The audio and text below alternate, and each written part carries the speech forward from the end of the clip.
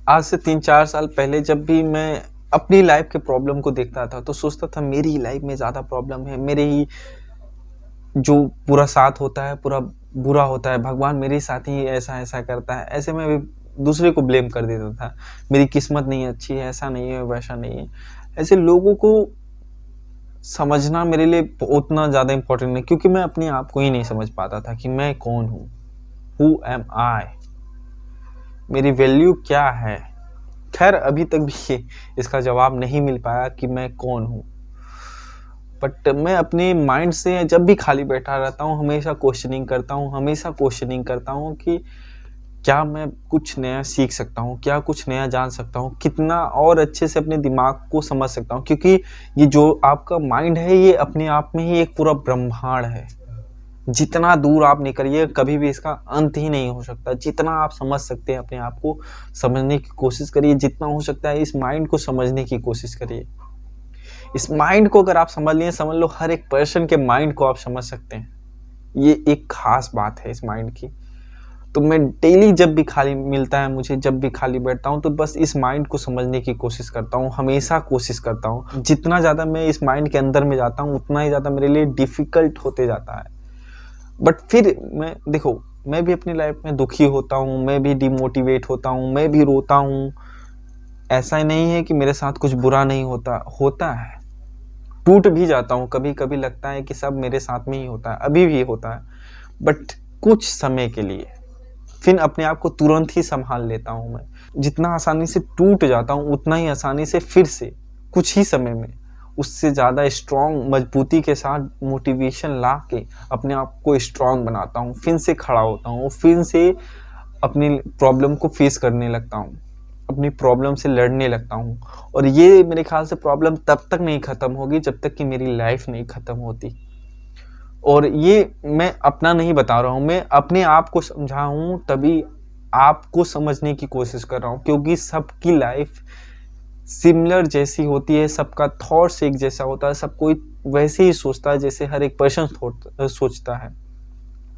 तो अपने आप को समझता हूँ तभी मैं शायद लोगों को समझ पाता हूँ उतनी अच्छी तरह से। तो खैर उतना सबको एकदम क्लियर नहीं समझ सकता हूँ भाई क्या सोचता है क्या नहीं, बट हाँ हमेशा अपने आप को समझने की कोशिश करता हूँ। जितना अच्छे से अपने आप को समझ पाता हूँ उतना ही अच्छे से लोगों को भी समझने में मुझे बहुत ज़्यादा हेल्प होता है। तो इसी से मैंने रियलाइज़ किया कि पहले अपने आप को समझ लो, उसके बाद दूसरों को समझने की कोशिश करो। और जिस दिन तुम अपने आप को समझ लिए, समझ लो उस दिन तुम औरों को भी समझ लिए। नहीं तो मैं बोलता हूँ 90% तक तो आप आराम से समझ सकते हैं, 100% नहीं बोल सकता, बट 90% तक आप ज़रूर समझ सकते हैं लोगों के प्रॉब्लम को, लोगों को। तो इसीलिए शायद जब भी तुम खाली बैठे रहो, दूसरे किचिड़ पिचिड़ चीज़ों से सोचने से अच्छा है भाई, प्रॉब्लम को सोचने से अच्छा है, डिप्रेस होने से अच्छा है, यहाँ की बातें वहाँ की बातें सोचने से अच्छा है कि अपने माइंड के बारे में सोचिए। हमेशा हर एक थॉट्स में क्यों लगाइए, क्यों मैं सोच रहा हूँ, क्या होगा सोचने से, इस सोचने से क्या सोल्यूशन निकलेगा।